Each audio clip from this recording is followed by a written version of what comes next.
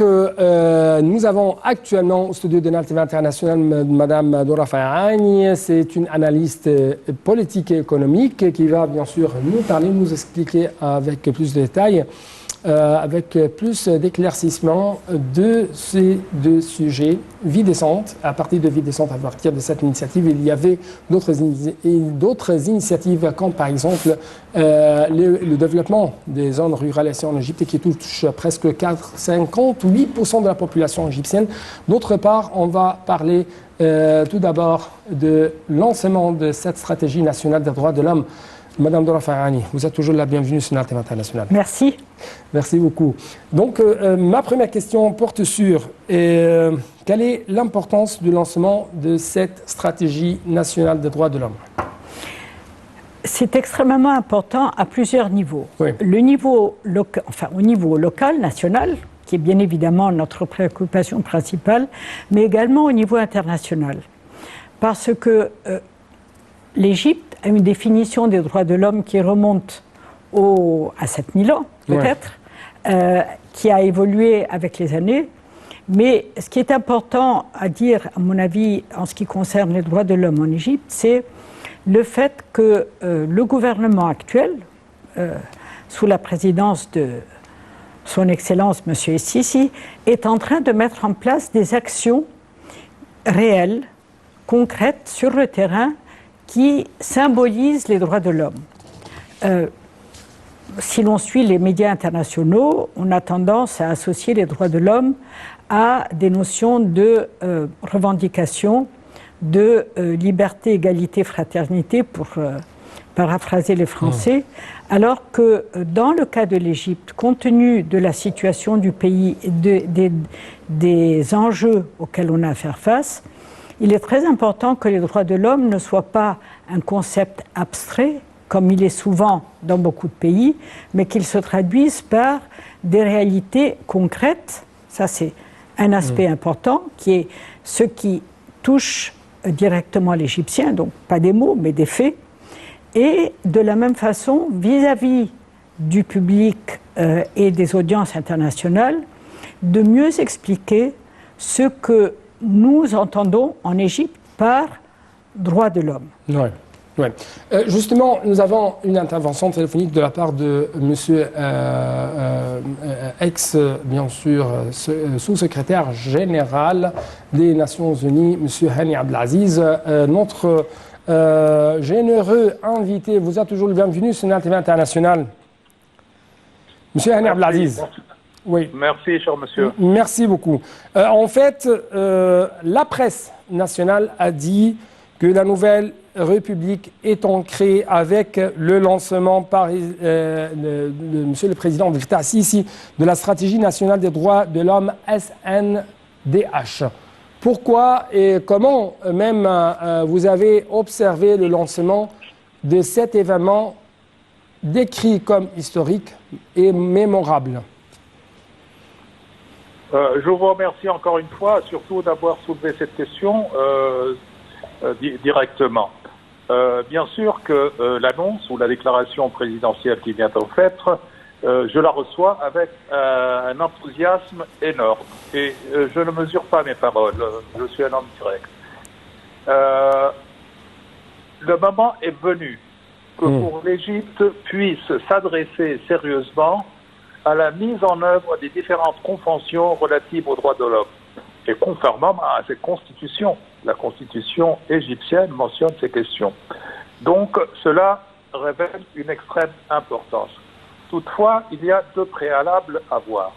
La première, que cette annonce s'inscrit dans une déclaration présidentielle, ce qui est excellent, ce qui devrait être une sorte de feuille de route pour les organes compétents en Égypte pour fonctionner dans cette direction.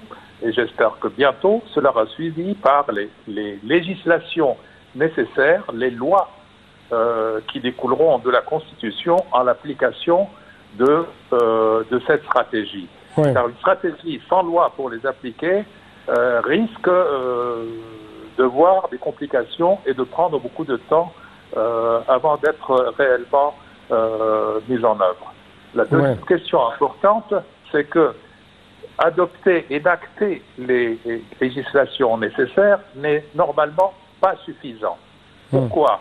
Parce qu'entre l'adoption des législations par le Parlement et par le Conseil, les différentes autorités, il y a l'application des lois.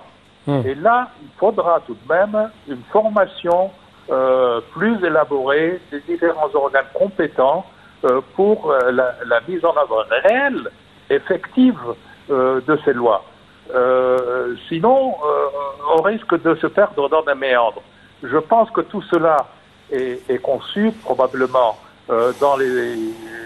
chez le chef de l'État, mais il faudra suivre assez rapidement pour mettre en œuvre ces stratégies sur le plan effectif. Ouais. En fait, on trouve que monsieur, le ministre égyptien des Affaires étrangères, monsieur Samar Chokri, a lancé, a déclaré même que la stratégie nationale de droits de l'homme représentait une feuille de route des droits de l'homme ici en Égypte. Et en même temps, on trouve que le président Abdel Fattah el-Sisi a déclaré que 2011 était une sorte d'acte de décès de l'État. Donc, comment vous avez, si je puis dire, observé ou remarqué de telles déclarations de ces deux hauts responsables égyptiens? Tout d'abord, j'ai dit que j'ai reçu ça avec un énorme enthousiasme et je ne mesure pas mes mots. C'est réel, j'en suis très satisfait. Je pense que l'Égyptien moyen, la population en sera très satisfaite, que la communauté internationale aussi prendra en considération cet énorme geste qui est dû depuis non seulement des décennies, peut-être des centaines, des siècles et peut-être beaucoup plus. Donc c'est un énorme pas en avant, et nous attendons tous, je répète, que les lois soient adoptées le rapidement possible et que la formation soit faite à tous les niveaux, en coopération avec les différents ministères concernés pour l'application de ces lois. Donc c'est un travail qui a commencé fortement, sérieusement, puisque le président s'en est occupé lui-même. C'était une excellente chose. Je pense que tout le monde suivra. Monsieur Hani Abdelaziz. Oui, s'il vous plaît. Monsieur Hani Abdelaziz, merci beaucoup pour de tels éclaircissements de votre part. Et justement, une toute petite pause. Après ça, on va continuer pour suivre notre discussion avec notre invité, docteur Dora Fayrani. Merci bien, monsieur.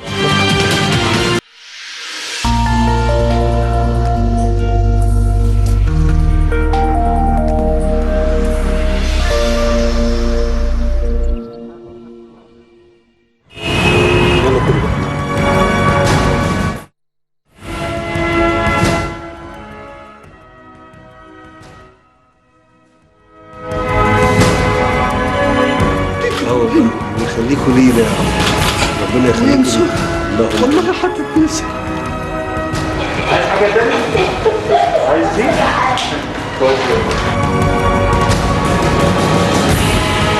خدوا حاجتي بقول لك؟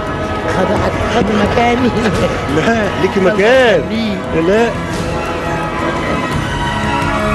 عايزه توريني ايه؟ ده العلاج؟ لا ده احنا عنينا ليه؟ تسلم يوم.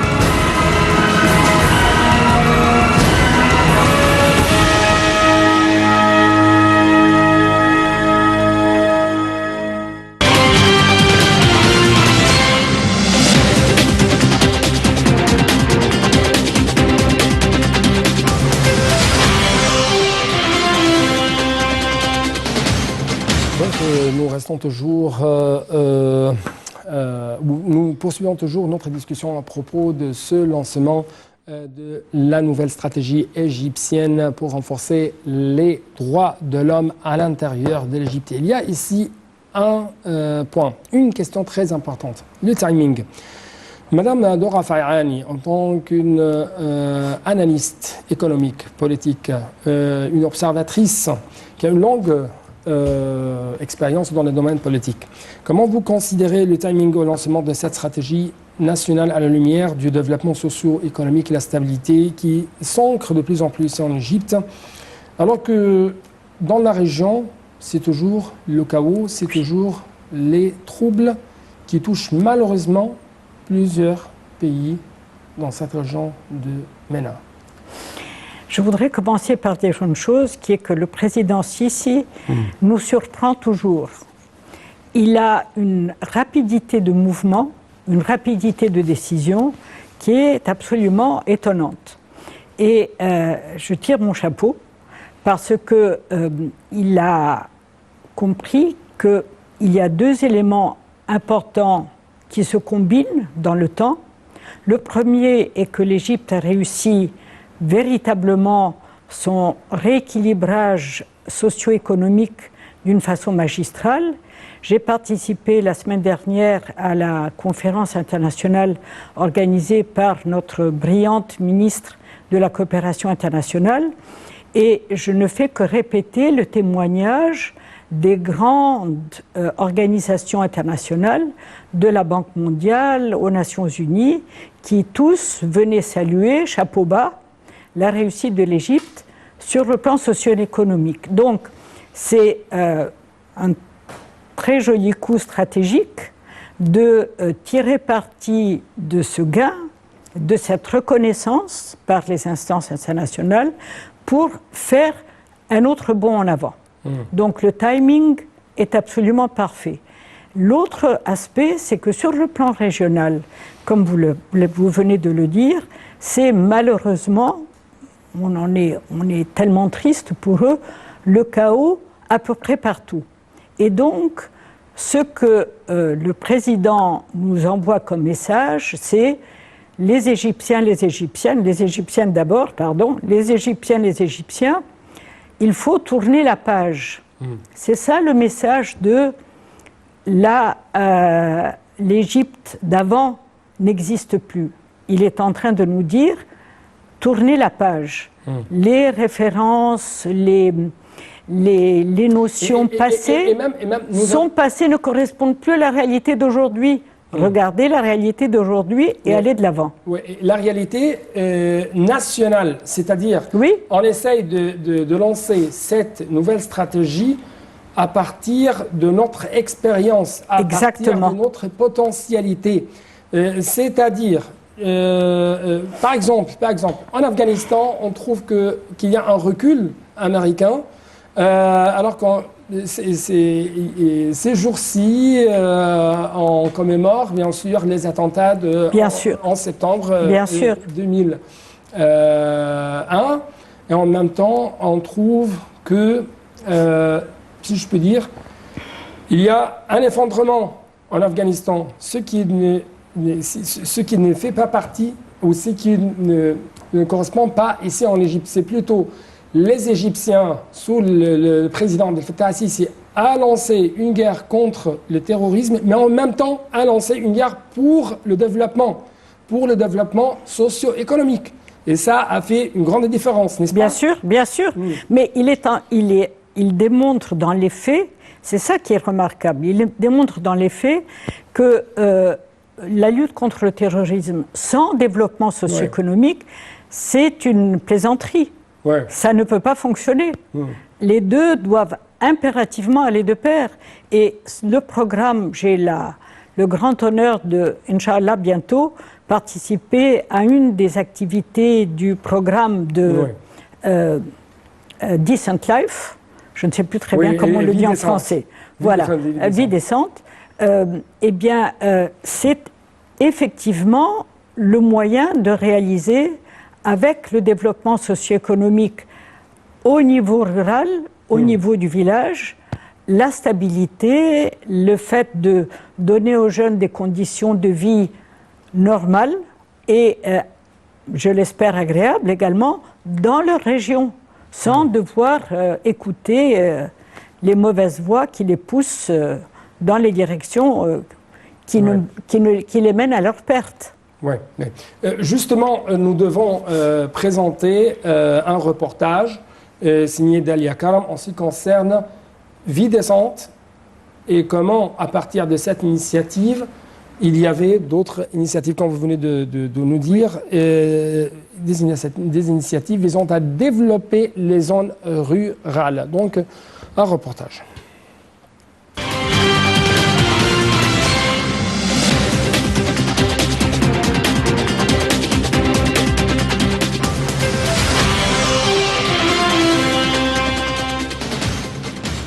Le projet Mostaqbal Masr, avenir de l'Égypte, la bonification de 500 000 fédans sur le long de l'axe d'Al-Daba, au nord-ouest du pays, est un nouveau projet prometteur qui s'ajoute à celui d'1,5 million de fédans et qui s'inscrit dans le cadre de la stratégie de l'État visant à conquérir les déserts pour assurer l'autosuffisance alimentaire et maximiser les exportations agricoles. Il s'agit de maximiser la bonification des terres et de la production agricole. Ce projet vient s'ajouter à la gamme des projets nationaux de développement mis en place dans tous les domaines en Égypte, selon le communiqué de Bassam Radi, porte-parole de la présidence. Le projet vise à assurer des produits agricoles de haute qualité et à des prix convenants et à combler le fossé entre la production et l'importation sur le marché local, ce qui permettra d'assurer les devises étrangères et se percutera positivement sur l'économie nationale. De même, il permettra de créer des milliers d'emplois directs et indirects aux différentes tranches sociales du peuple, vu les activités diversifiées et les nombreuses opportunités d'investissement qu'il assurera. L'exécution du projet inclut nombre de grandes sociétés agricoles spécialisées du secteur privé et dont les terres agricoles sont irriguées par un système de pivot. Situé sur le long de l'axe d'Al-Daba, au nord-ouest du pays, le site du projet a été choisi soigneusement sur le plan géographique, étant donné qu'il est proche des ports destinés à l'exportation, des aéroports et des zones industrielles, ce qui pourra certainement faciliter le transport et l'accès des produits agricoles aux différents gouvernorats ou à l'extérieur du pays. La superficie cultivée du projet jusqu'à aujourd'hui est de 200 000 fédans, regroupant des cultures toutes stratégiques dont 17 000 de blé, 25 000 de betteraves à sucre et 35 000 de pommes de terre, en plus de quelques autres légumes, y compris les tomates. L'exécution de ce projet se fait conformément à la technologie la plus avancée et les techniques les plus modernes au monde. 8 autres fédans d'arachide sont également cultivés parmi les superficies du projet, ce qui représente une source d'huile fort consommable et dont l'Égypte importait 90% de ses besoins de l'étranger, ce qui aide à réaliser l'autosuffisance d'un grand nombre des besoins de l'État des légumes et fruits et des denrées alimentaires. Dans un pays où plus de 2/3 de sa superficie est désertique, le défi de l'État ainsi que des agronomes est d'exploiter ces terrains désertiques pour les cultiver et y créer de nouvelles agglomérations basées sur l'agriculture, ce qui contribuera par conséquent à répondre aux besoins accrus qu'impose la croissance démographique, mais aussi à réaliser les objectifs du plan du gouvernement pour le développement durable. C'est ce qui explique l'intérêt accordé au projet de bonification des terrains, comme l'a déclaré le Premier ministre Mostafa Madbouli, indiquant que le président Sissi suit régulièrement les avancées des projets de développement et de bonification des terres et qu'il a enjoint au gouvernement d'accélérer l'achèvement de l'infrastructure du projet de bonification et de remise en état de 1,5 million de fédans dans différents secteurs et zones géographiques. Le président a notamment chargé les organismes concernés de finaliser tous les travaux d'infrastructure nécessaires pour ce projet, y compris les routes, les systèmes de drainage agricole et les réseaux de télécommunications, tout en appelant à faciliter l'accès au financement pour les petites et moyennes entreprises. L'objectif de ce projet est passé d'1 million de fédans pour devenir 1,5 million de fédans comme première phase de la bonification de 4 millions de fédans dans un mouvement qui vise à corroborer le plus grand secteur économique du pays, celui agricole, qui représente plus de 17% du produit intérieur brut égyptien. Tous ces projets agricoles promoteurs joueront un rôle majeur dans la réalisation de l'autosuffisance en cultures agricoles et la réduction du déficit alimentaire, un objectif tant attendu par l'État que par tous les citoyens.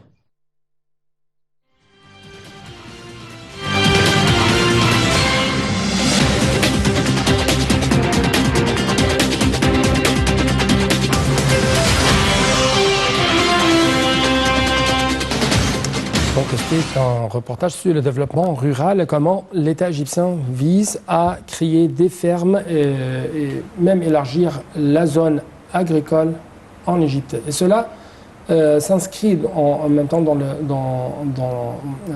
le cadre de comment lutter contre la pauvreté, comment lutter contre l'extrémisme, comment arriver à l'autosuffisance sécuritaire. Bien sûr. En fait, ce qui est en train de se passer en Égypte, c'est la démonstration de ce que la plupart des experts dans le secteur du développement agricole le disent, c'est la nécessité de combiner, la nécessité de combiner en même temps ce que l'on appelle family farming, c'est-à-dire les petites exploitations avec les grandes exploitations commerciales, parce que chacune a une fonction différente. Ouais. Les experts internationaux s'accordent à dire que c'est en fait les petites exploitations qui vont continuer à fournir la nourriture de base aux 7 milliards d'habitants sur la planète Terre. Ouais. Mais en même temps, nous avons besoin de grandes exploitations agricoles, commerciales, je veux dire, qui sont nécessaires au niveau de la production de certains produits, en particulier de façon à pouvoir appliquer les méthodes modernes de precision agriculture, par exemple. Ouais. Et c'est ce qui est en train de se faire avec le grand programme du Nouveau Delta à l'ouest de l'Égypte pour développer, et il faut de grands moyens pour cela, la bonification des terres et l'exploitation de programmes qui correspondent aux demandes d'export des pays que nous visons.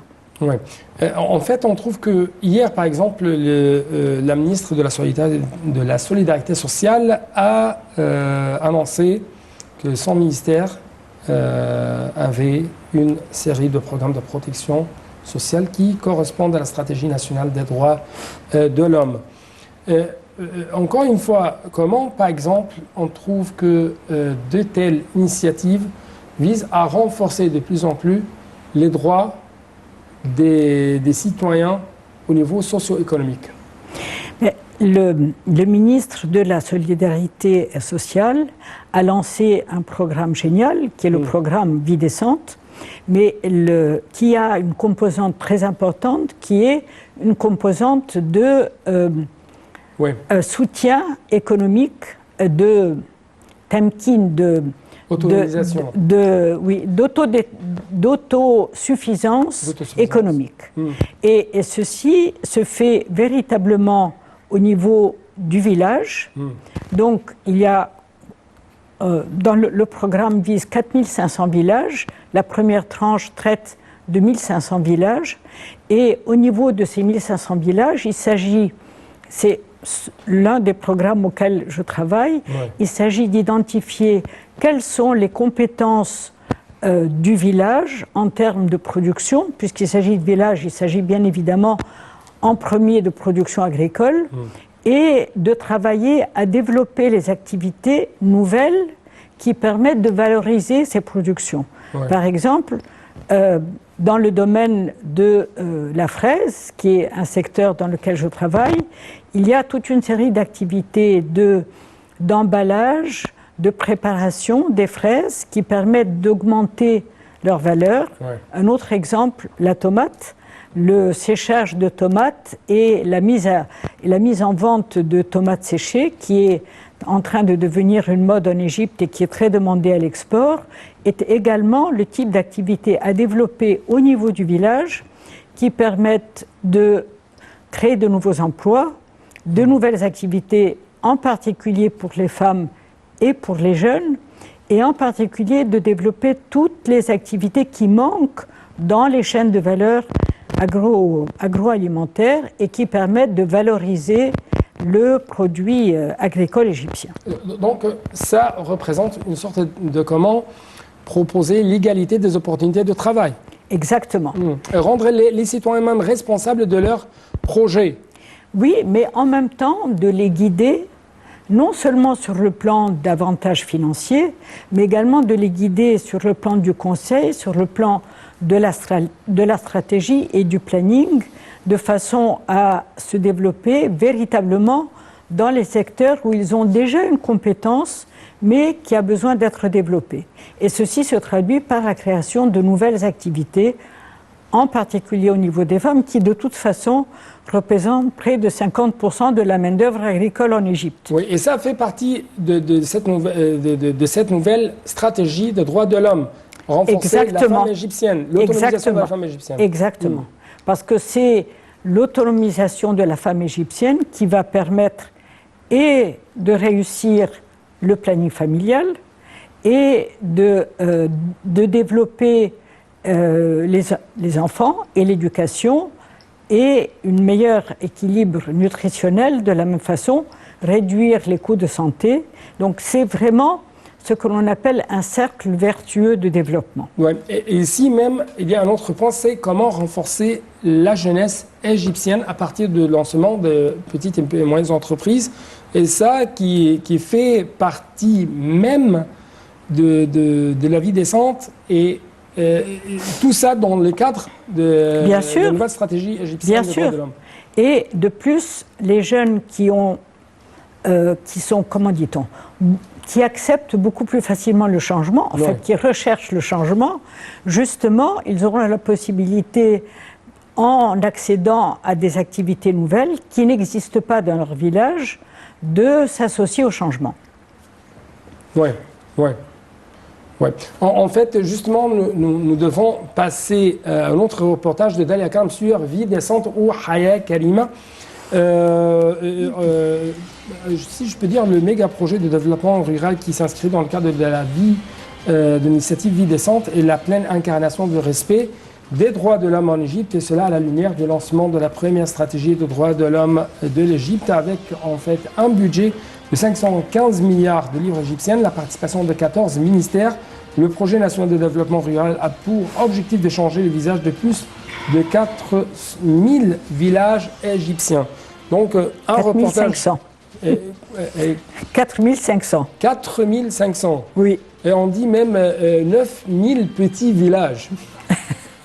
Donc, on va savoir ensemble plus d'informations en ce qui concerne Haya Karima ou Vie décente dans ce prochain reportage et comment l'État égyptien essaye même de faire d'autres efforts afin de développer la zone rurale et d'étendre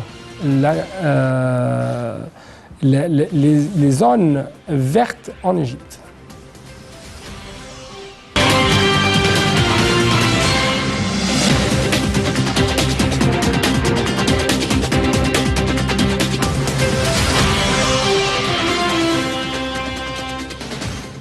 Un projet pionnier de développement rural est en train de voir le jour, permettant à des millions d'habitants des zones rurales égyptiennes de rêver d'un meilleur avenir. Dans le but d'améliorer les moyens de subsistance, les conditions de vie des populations dans ces milieux, en privilégiant les couches vulnérables, le projet doit couvrir plus de 4700 villages et sa période de mise en œuvre est de 3 ans. Avec un budget s'élevant à 515 milliards de livres égyptiennes, sa première phase qui se termine à la fin de 2021 est censée changer le visage de 1500 villages. D'après les déclarations officielles, le nombre de bénéficiaires de ce projet s'élève à plus de 58% de la population égyptienne. Le projet introduit un éventail d'innovations allant de l'installation de services de base, des infrastructures, tout en offrant des opportunités d'emploi, un développement de compétences et une modernisation rapide des économies dans ces zones rurales. Il s'agit d'un tournant décisif avec un plan d'action bien défini, un programme et un budget important, une stratégie des priorités et surtout une gamme d'activités avec pour objectif investir dans cette population rurale et encourager une transformation inclusive de ce monde tant oublié, tout en permettant à ceux qui y vivent de tirer profit de ces richesses plutôt que de s'en trouver encore plus marginalisés. Cette transformation du monde rural doit inclure de nombreux changements positifs dans la vie de ses habitants, commençant par l'amélioration de la qualité de l'éducation, des services de santé, de l'eau potable, des opportunités de travail, l'autonomisation des femmes et l'augmentation de l'espérance de vie. Et ce par le biais d'un développement centré sur les personnes dans lequel les bénéficiaires deviennent les agents de leur propre développement et participent dès le départ à la prise de décision et à l'exécution du processus même de transformation. Aujourd'hui, l'État est conscient que l'objectif de la réduction de la pauvreté ne peut être atteint si l'on ne cible pas délibérément les zones rurales où cette pauvreté reste dramatique, extrêmement répandue. C'est dans ces milieux où l'on constate les taux élevés de chômage, de généralisation des activités informelles, le travail des enfants et le faible taux de scolarisation. L'État a donc réalisé qu'investir dans la population rurale offre une solution à long terme à de nombreux problèmes tels que la faim, la pauvreté, le chômage, l'immigration forcée, des sujets profondément enracinés dans les zones rurales. Investir dans les populations rurales, c'est investir dans un avenir plus prometteur à tous.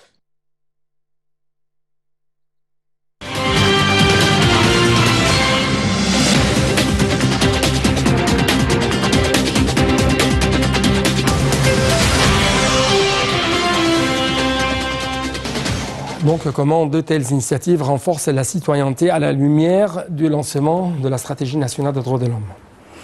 Eh bien, le fait de développer les villages, cela veut dire en clair d'aider les villageois d'un village donné à développer de nouvelles activités sur place chez eux. Ouais.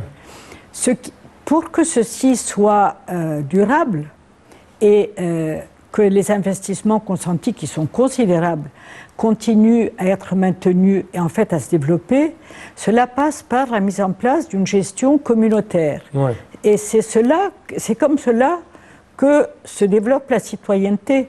C'est à partir du moment où on donne aux habitants d'un village, donc aux citoyens, la possibilité de participer à la vie et au maintien de leur village, automatiquement, ils deviennent citoyens et ils pratiquent la citoyenneté dans leur vie quotidienne.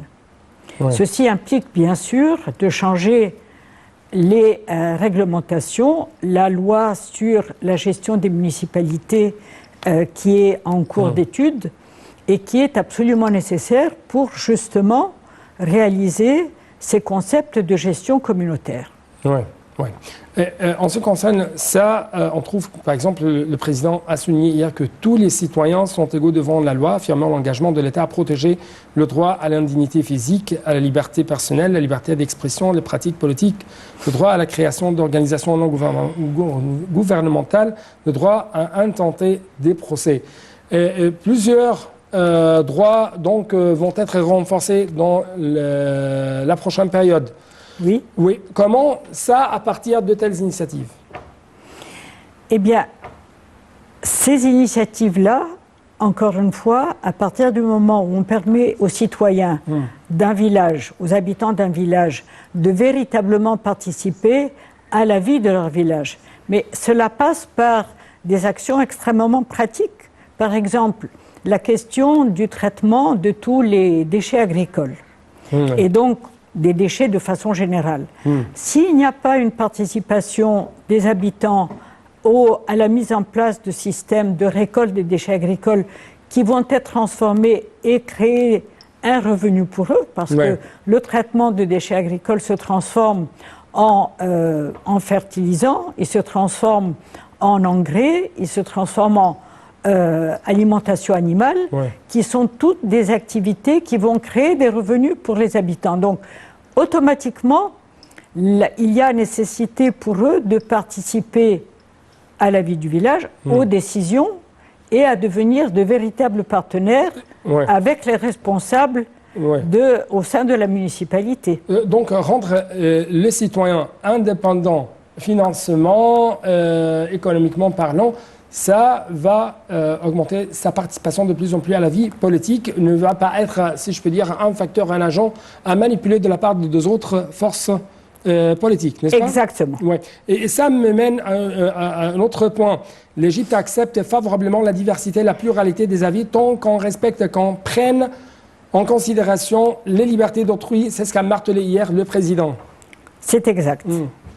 Et il faudra beaucoup d'informations, beaucoup d'échanges, beaucoup de dialogue participatif, qui est le mot à la mode maintenant, avec les citoyens à tous les niveaux, de façon à véritablement expliquer cela veut dire quoi respecter l'autre. Le président, en tout cas, s'est annoncé que 2022 sera l'année de la société civile, affirmant que la société civile est un partenaire important dans le renforcement de la protection des droits de l'homme. Absolument. Comme j'ai eu la chance et le plaisir de diriger justement une organisation non gouvernementale, donc je suis un véritable représentant de la société civile et je peux témoigner que non seulement nous travaillons dans le secteur du développement en toute liberté, mais également en collaboration parfaite, aussi bien avec les agences gouvernementales qu'avec le secteur privé, qu'avec les jeunes, qu'ils soient diplômés d'université ou pas. Et c'est extrêmement important comme message de dire que 2022 sera l'année de la société civile et elle devient comme cela partenaire à part entière, au même titre que le secteur public et le secteur privé. Comment rendre le citoyen conscient de ses droits et comment les organisations non gouvernementales ou les partis peuvent vraiment cultiver un peu plus les citoyens en ce qui concerne les droits de l'homme. En les faisant participer à des activités, Ouais. les Égyptiens ont un caractère très pragmatique. Ouais. Donc, l'abstrait et les mots ne suffisent pas, il faut du concret. Donc, en faisant participer les villageois, les Égyptiens, au niveau de chaque village, à des activités qui les touchent directement. Ouais. Que ce soit les femmes entre elles, les jeunes, à des activités diverses, et bien évidemment, les personnes qui travaillent déjà, à les aider à mieux développer leurs activités. Ouais. Qu'il s'agisse d'activités économiques ou sociales, ou les deux à la fois. Oui. L'ambassadeur Ahmad Gamal Eddine, le délégué permanent de l'Égypte à Genève, a dit que sa stratégie nationale garantit la protection par l'État des droits des journalistes et des hommes de médias, la liberté d'expression. Oui. Comment ça va être efficace à partir de cette stratégie nationale des droits de l'homme? Eh bien, la liberté d'expression, c'est une nécessité vitale pour absolument tout le monde. Au niveau des médias, je crois que vous parliez tout à l'heure du respect de l'autre. Donc, là aussi, il y a un travail d'éducation, il y a un travail de montrer l'exemple, qui est qu'il peut y avoir des débats et des discussions critiques, constructives, à partir du moment où il y a le respect de l'autre. Ouais. Et parfois, c'est une nuance très fine, très délicate. Ouais. Et là aussi, il y a à faire beaucoup de travail d'information, d'explication et de participation. Oui. Comment cette stratégie va empêcher deux vagues d'extrémisme, deux vagues d'immigration clandestine? La seule façon d'empêcher les vagues d'immigration clandestine, elle est d'intégrer le plus vite possible les jeunes dans des activités qui, premièrement, leur donnent l'espoir. Leur donnent l'espoir que, oui, je vais pouvoir me réaliser, mener à bien ce que je souhaite dans mon pays, dans mon village. La confiance envers les institutions de l'État. Oui, mais pas de façon abstraite, Ouais. de façon à... il faut que ça se traduise par des activités réelles, concrètes, au niveau de leur région et à laquelle ils puissent participer. Ouais. Encore une fois, il y a énormément de travail à faire Ouais. au niveau du dialogue. Oui, ce n'est pas seulement donc le lancement, mais ce qui compte enfin, c'est la pratique. Exactement. La pratique des droits de l'homme sur le terrain. Merci beaucoup pour votre éclaircissement. Merci. Merci beaucoup. Donc, Merci de m'avoir reçu. Merci beaucoup pour votre présence. Et donc, chers téléspectateurs, c'était tout pour cette édition. Et à la prochaine. Au revoir.